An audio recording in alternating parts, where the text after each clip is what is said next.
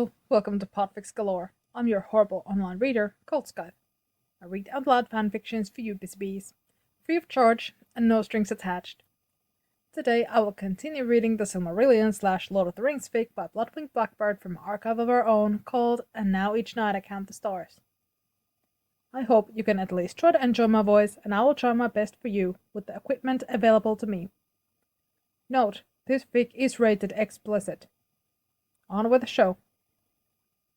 And now each night I count the stars. Chapter 16.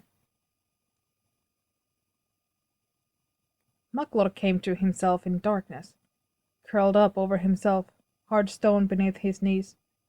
This was a different place than the one that he had left. A place that thrummed and buzzed with a different sort of power. None of the watery rot that had helped Minas Morgul. He could feel this power pulsing through the floor, a sound below hearing, but the one that roared up through his fingers spread wide upon the stone, to vibrate in his own bones.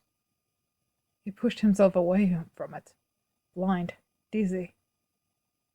There was something over his face, a cloth that smelled of sickness, and he clawed at it as he stumbled backward, falling, catching himself on hip and left hand. There was a laugh, abruptly cut off. No echo, drowned out by the non-sound that filled the room. Get up. This is embarrassing. The voice hummed and buzzed and crawled, and Muckler almost couldn't say whether he heard it or felt it, a part of the same rumble that filled the chamber, that entertained his very pulse with its rhythm.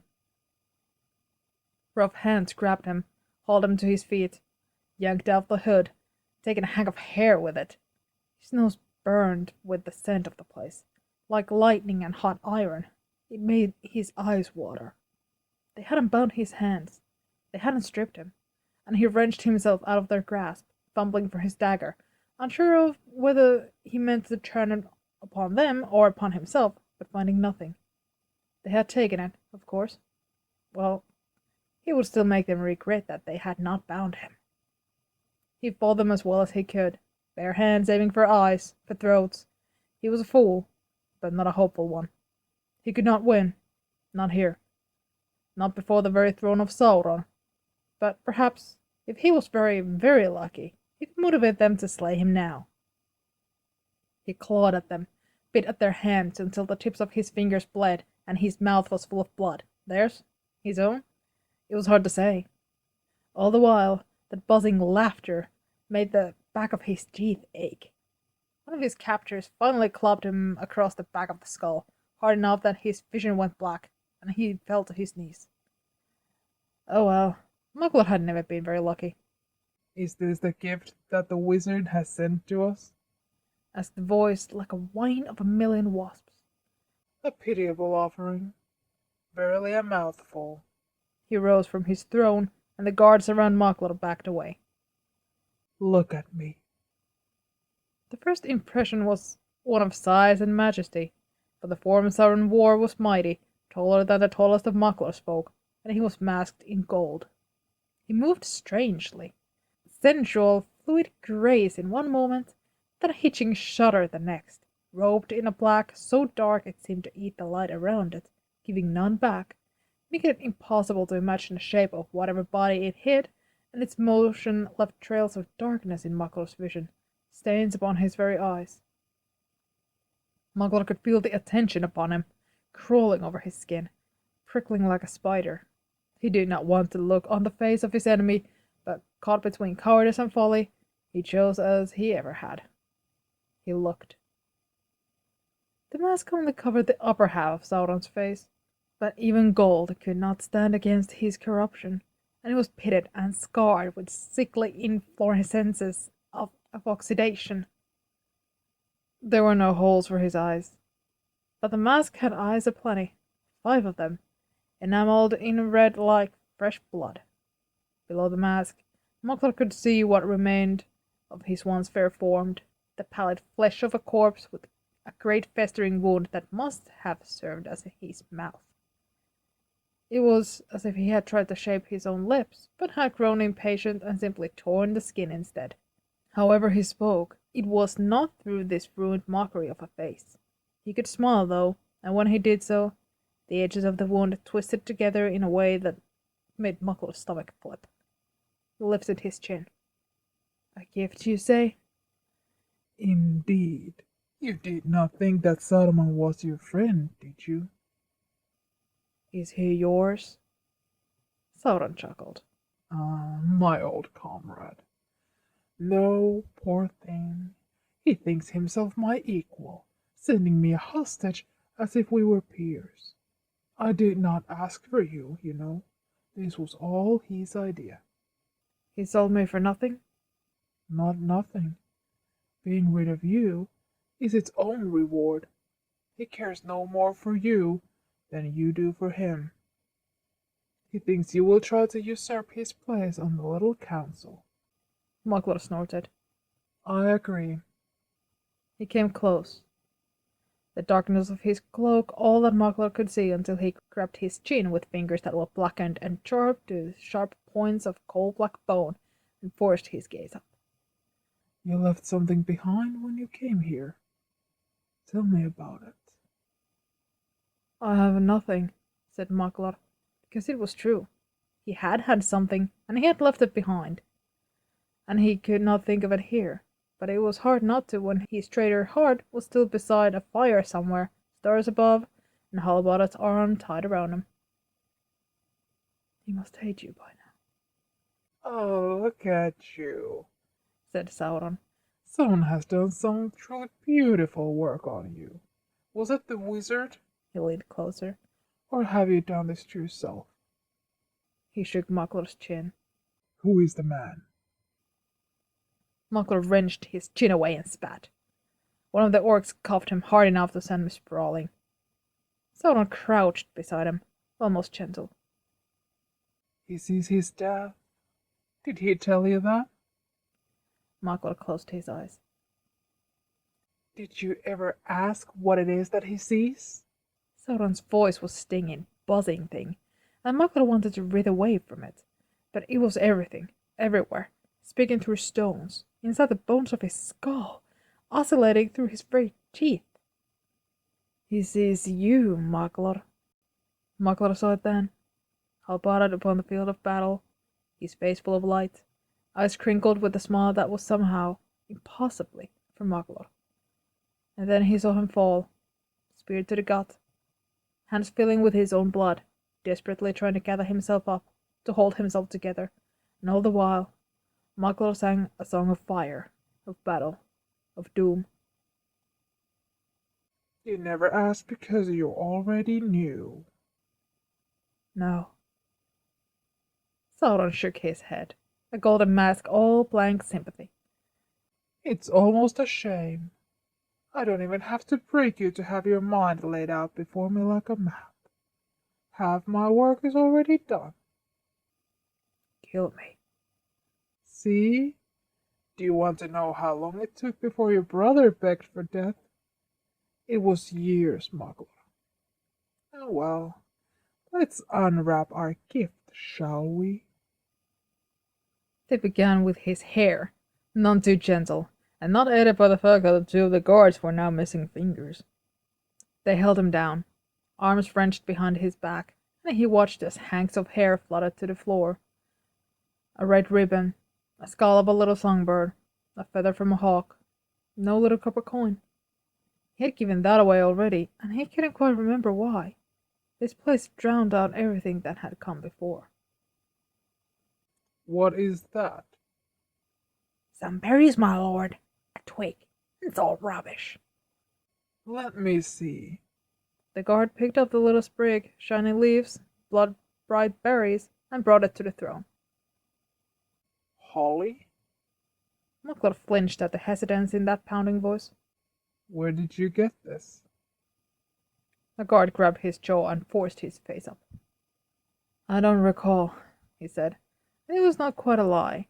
He could remember a night he wanted to forget. A child's song, a sweet scent, a voice speaking kindly to him. Dreams, surely, all of it, good and ill. Maybe it was strange for his phantoms to be so kind, but it could hardly have been anything else. He had never been any other place, after all. They started on his clothes next, and it was harder to fight now, for he was wary, and they had learned to be wary of his teeth. His hard-won orc armor had done him so little good in the end. He felt the urge to cover himself. There was nothing the eye couldn't see. I thought Fëanor only had sons. He did, said Maklar, correction more rose than defiant. I am the last. Call yourself whatever you wish, but know that you're mine now. Sauron gestured, and a guard stepped forward, a glowing brand in his hand. Where, my lord? Sauron smiled that awful smile.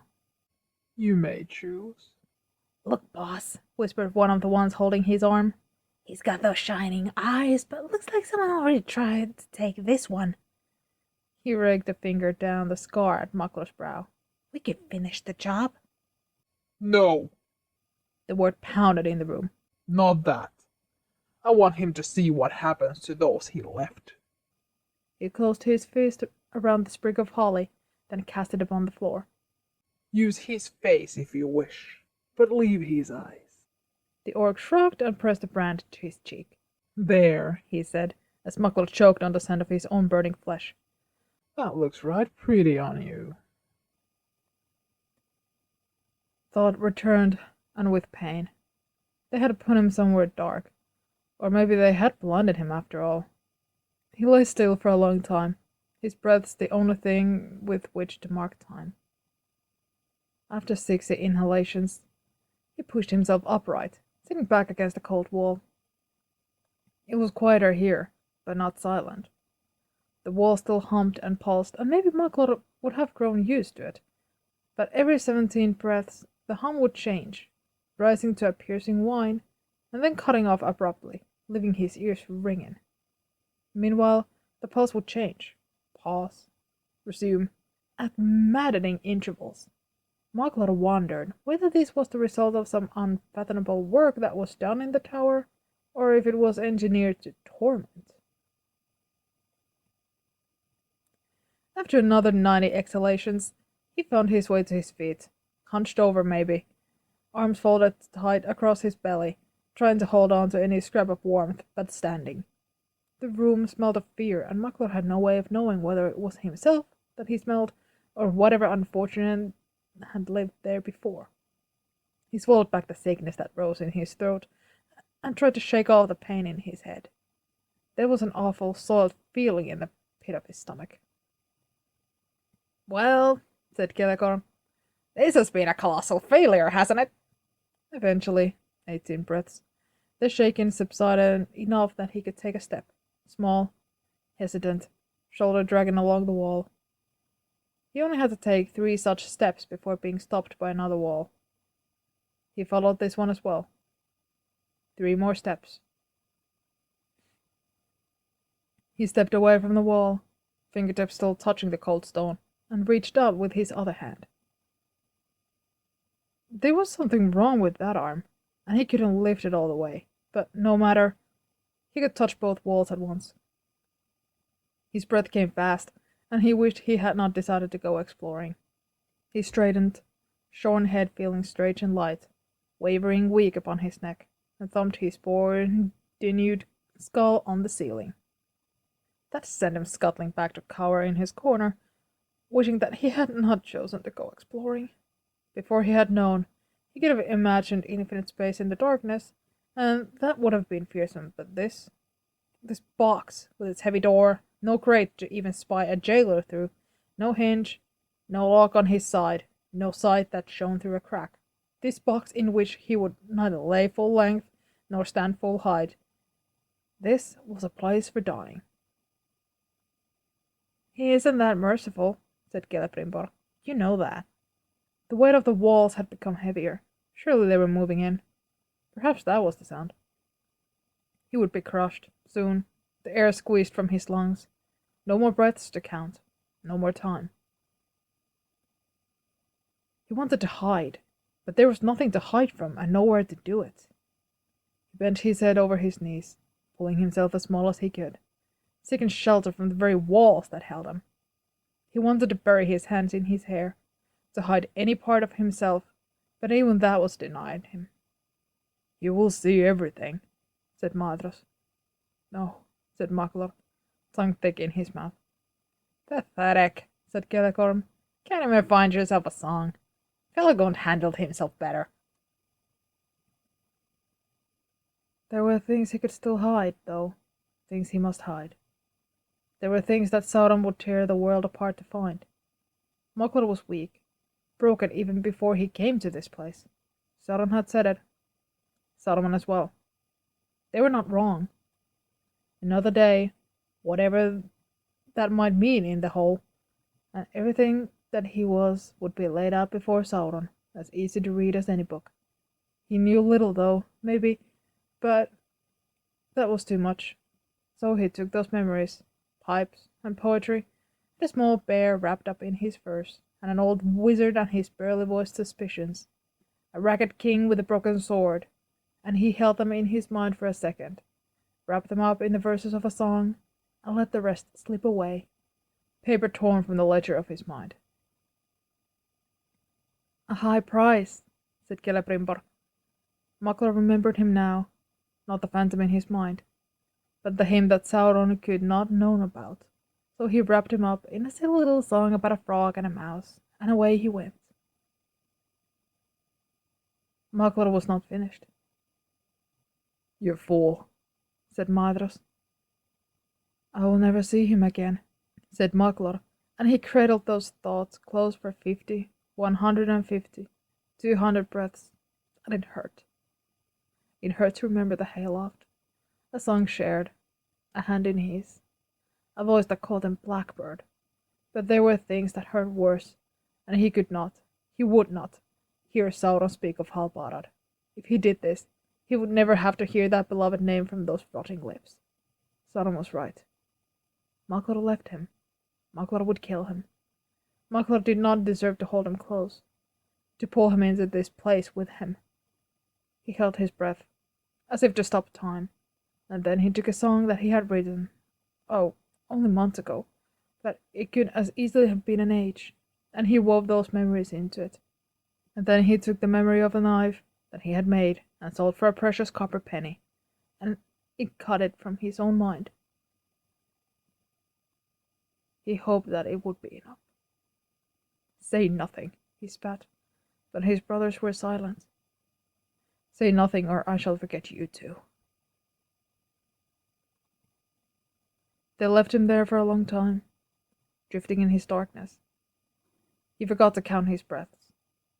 He forgot a great many things, as if, now that he had learned the art of it, his mind was eager for practice.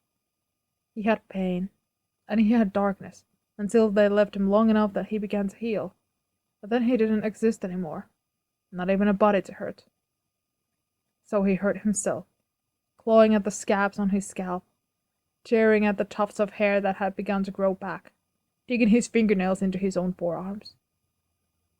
When they came for him at last, he could have cried. Instead, he fought them, biting and striking, blinded by even the dim light of the corridor, happy when blood filled his mouth, because it was something, and that he was still alive, and he spat it back into the faces of his captors. They must have been under orders, for they did not kill him, even though he had claimed several more fingers. Now that would have been a useful thing to count. By the time he lay gasping on the floor before them, a kick to the ribs having driven the breath from his lungs. Orders or no, they kicked him again, and one knelt on his head, and another on his back as they wrenched his arms behind him and bound his hands with shackles of iron, then threw him back into his cell. He was awake, then, and paced as well as he could, back and forth his 3 delicate mincing steps, shouting. They did not return, not until his hands had gone numb and his shoulders ached and burned. This time they brought the same sickness-smelling back and shoved it over his face, lifting him to his feet. They shoved him forward, but as soon as he could see even a faint line through the weave of the pack, he whirled around, ready to run, ready to throw himself at him. He did not want to remain there. He did not want to go with them. If there was no good outcome, then he'd content himself being inconvenient. They had expected this, it seemed, for they clubbed him to his knees immediately. It was a while before they finished kicking him this time, but when they grew bored, they lifted him up and set him on his feet again, shoved him forward again. Putting it off only makes it worse, muttered a guard in his ear. That sounded frighteningly sensible. This time he went. The stone was hard and cold beneath his feet, and his guide saw no reason to warn him of such trivial concerns as stairs, laughing whenever he fell, voices sharp and echoing. He didn't blame them. He hadn't been gentle with himself either. Why did you come to me, son of Feanor? There was fire in the center of his chest, and it was hard to find words while it burned and spread along his ribs, igniting the air inside of his lungs. You didn't? Is that the lie you're telling yourself? You chose this, Maklar. You chose this the same way you chose to ravage Doriath, to fall upon defenseless Sirion. You chose this when you decided not to choose. His hand burned, pressed to the flesh above Maklar's heart. All the eyes of the golden mask focused on him, looking somewhere within, leafing idly through the crumpled pages of Maklar's mind. Do you tell yourself otherwise? Do you tell yourself that you aren't afraid of choosing? Do you tell yourself that your loneliness is freedom and not fear? And what have you chosen? You chose to leave those you love, on nothing more than the request of a man you hate. You invited him into your mind, you listened to his voice, and you called it your own choice. What would you have chosen if you had listened to your own, I wonder? Sauron was trying to show him something. Maklar could see it. A man, tall and ruddy, eyes green and startled as he tried to hold his guts in. But it meant nothing. Maklar did not know him. Sauron paused, his mind crawling over Maklar's prickling and questing like termites through wood. What have you done? The buzzing of his voice was loud enough to make Maklar flinch. Where is the man? Who?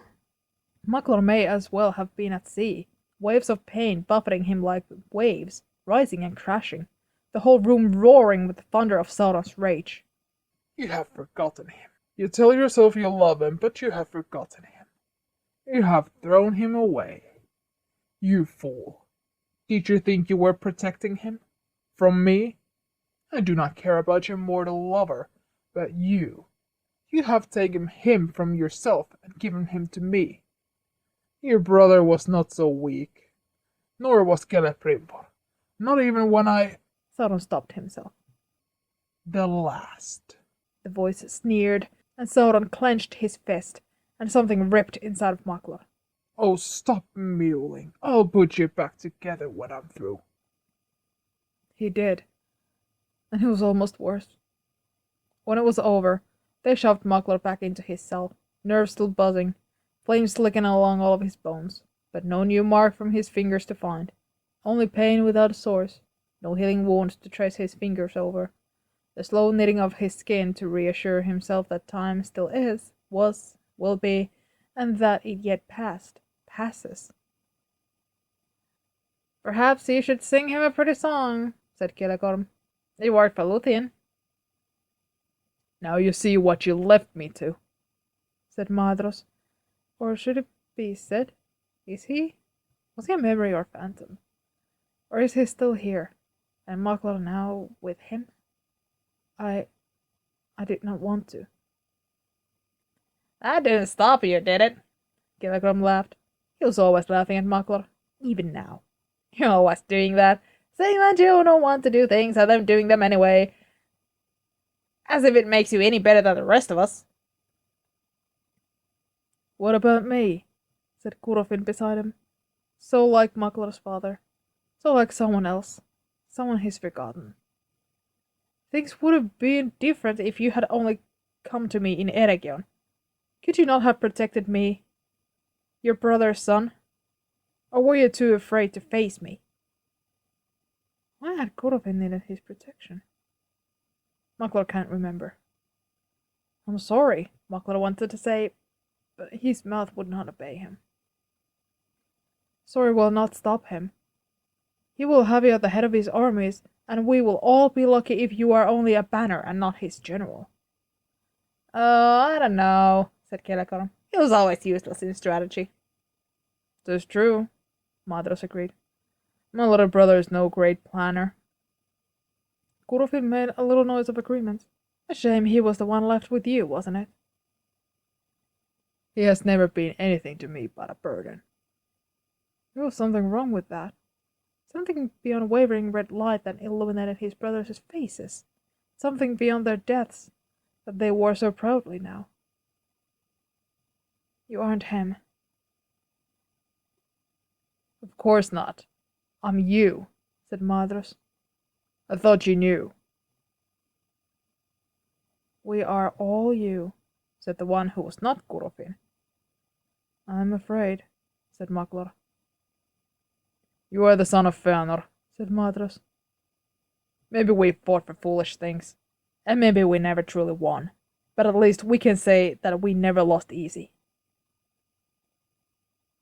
He knows a song, not the whole thing, not yet. It's a fragment that chases itself round and round in his mind, the end not leading on, but back to the beginning, maddening, round and round and round. But it is a song, and he clings to it, sings it over and over again. 'Neath the ice the waters flow, after winter spring must blow. A next couplet comes to him without a warning. Memory or invention, it doesn't matter, for the rest comes easy after that. Then the beginning comes too, and suddenly he has a song again. He doesn't know who the song is for. He thinks maybe that it is for someone he loves. He isn't certain because he has ravaged his own mind, pillaged his memories and hidden them where even he cannot reach. But he thinks that he finds it difficult to love, to be loved. It is easier like this, at a distance. This way, he can tell himself that they don't love him, maybe, but he can't tell himself that he doesn't love them. Not anymore. He can feel the love. He has to. Because it's in the song he wrote. Abstracted from the source, maybe, but somehow harder to deny because of it. And maybe they will be happier without him. Maybe they've already mourned his death, moved on, begun anew. But he knows now that there are people out there that Maklor loves, and Maklor wants to see them again, for himself. Just to see them, to learn if there's still a chance to know them anew. How strange to find such riches when he has lost everything else. He is still singing when they come for him again. End of chapter 16. Stay tuned.